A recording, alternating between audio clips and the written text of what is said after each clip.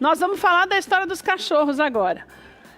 Não foi o Noviello que inventou essa história, né? Não fui eu que inventei, né? Seja bem-vindo, querido. Só que a gente tem que estar sempre atento aí, porque é uma mudança social muito grande, né? É verdade. As pessoas cada vez têm menos filhos, né? A gente pega assim, nos anos 80 tinha mais ou menos 4 filhos por mulher, hoje não está chegando mais ou menos a 1,5 por mulher. Mas eu acho que se não me engano, eu estava lendo uma pesquisa de que a cada 10 residências brasileiras, pelo menos 8 têm cachorro. Exato.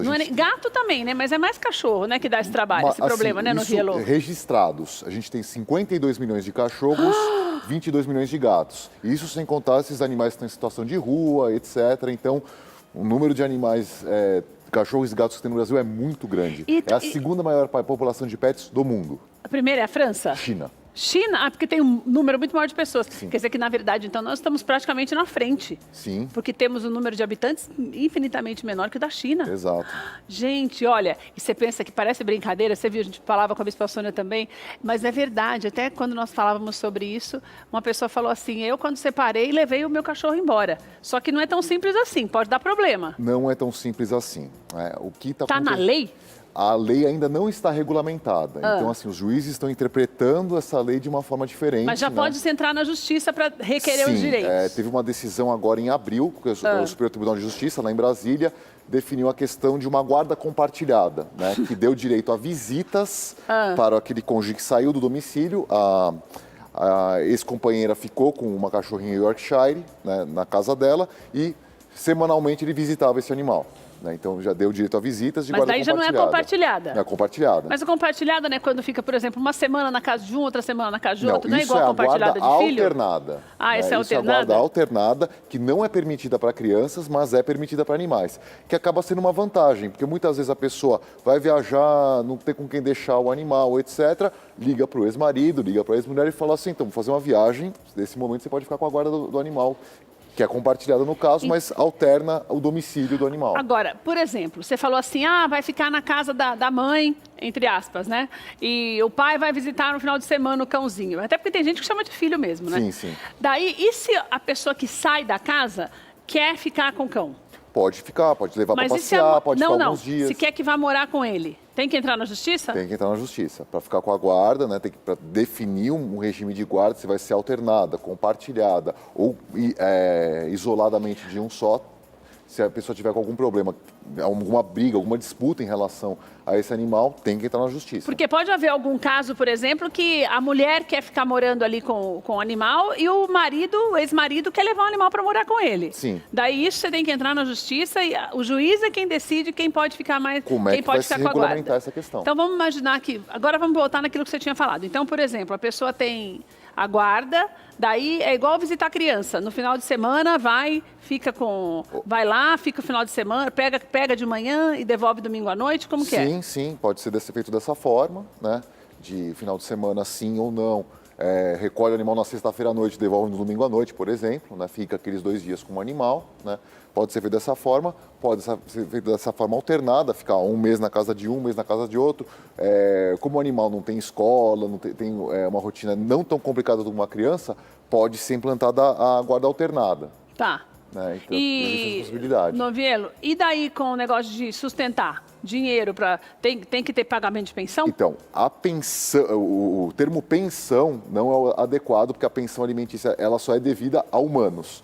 Mas o que os tribunais têm decidido, que aquele cônjuge que sai do domicílio, ele tem que arcar com uma parte dos custos desse animal, né? Tem a questão de higiene, adestramento, remédio veterinário, etc., alimentação. Então, tudo isso gera um custo alto. Então, assim, o que os juízes estão definindo? Que quando um cônjuge sai, o outro fica predominantemente naquele domicílio, aquele que saiu tem que pagar uma ajuda de custo. Tá. Né? Não é uma pensão, porque a pensão tem outras consequências, né? A única prisão civil possível no Brasil é por pensão, falta de pagamento de pensão. Tá. Então, assim, não pode ser aplicado isso no animal, seria uma consequência Mas não razoável. Também pode dar problema para a pessoa que se compromete a dar essa ajuda de custo e não dá? Sim, e não der? ela pode, se tem uma definição da ajuda de custo e a pessoa não paga, pode ser executado isso, mas é uma execução civil. Não é para prender. Não é pela lei de alimentos que pode dar prisão, né? A pessoa fica devedora, mas não corre o risco de ser presa. Noviello, agora a pessoa que não, por exemplo, separou e não quer mas não tem essa ligação com o animal, daí também não precisa ajudar. Só vai ajudar quem na verdade, quer continuar visitando e tal, ou não? Depende, porque o que acontece, pode ser que o juiz entenda que está havendo um abandono desse animal, e o abandono animal é crime. O artigo 32 da lei ambiental fala claramente que assim, abandonar ou maltratar um animal é crime. Então, assim, você tem uma pessoa que não tem uma condição econômica adequada, tem a separação, e você larga aquele animal ele sem condição de prover o mínimo de sustento para ele, pode-se entender que é um abandono. Então, é bom que tenha essa ajuda de custo justamente para que, assim, quando as pessoas estiverem juntas, sejam conscientes, antes de adotar um animal, antes de colocar um cachorro ou um gato para dentro da sua casa, ter essa consciência que gera custos e, no caso de ter um divórcio, uma separação, essas consequências... a responsabilidade sobre o animal, ela não cai por terra. E uma coisa que existe, continua existindo, independente da pessoa querer levar o animal embora ou não. Exato. Agora, eu tenho uma outra preocupação também. Nós estamos falando de cachorros, obviamente, porque a maioria dos lares tem cachorros. Mas você falou em gatos. Qualquer animal de estimação, por exemplo, se a pessoa tem um pássaro, sei lá, qualquer outro animal, que é mais raro dentro de casa, mas a lei se aplica só a cães e gatos ou não? Eu entendo que pode ser aplicada para todos os animais que estejam inseridos no ambiente doméstico, né? Então, assim, hoje um papagaio, uma tartaruga, muitos deles já estão domesticados, né? Que eles já conviveram um tempo com o animal. A gente tem, assim, uma referência maior com cachorros e gatos, mas eu acredito que, assim, essa interpretação que os juízes estão dando pode ser aplicada para todos os animais domésticos. E o que a pessoa tem que fazer quando começa essa briga?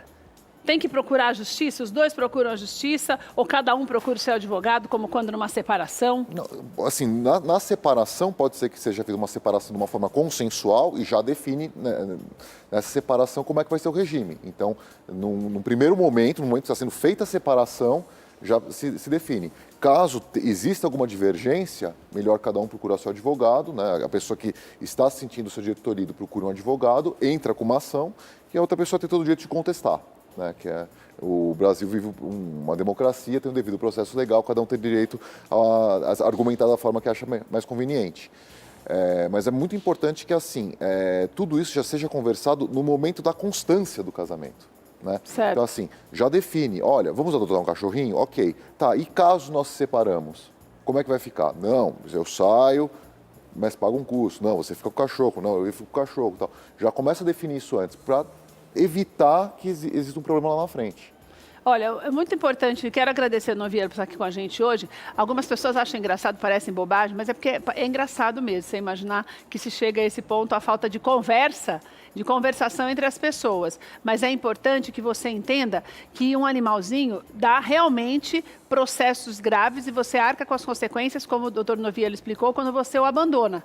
Então, para um pouquinho para pensar no que você está fazendo, veja o melhor caminho amigavelmente para evitar problemas, mas se não tiver, não vá agir pelo impulso, então eu vou largar, porque esse largar pode realmente causar problemas graves. Então eu vou deixar o contato do Noviello, se você precisar de mais ajuda, tem o site que é o noviello.adv.br, tem também no Instagram, Noviello ADV, e tem o telefone 99204-6888, 99204-6888. Sempre uma alegria de receber, não é? Posso deixar mais uma mensagem? Lógico. Quem estiver querendo adquirir um animal, não compre, adote. Tem um monte de bicho na rua aí precisando de um lar. Tem um monte de ONG, que é verdade, para adotar. Obrigada, viu, querido? De nada.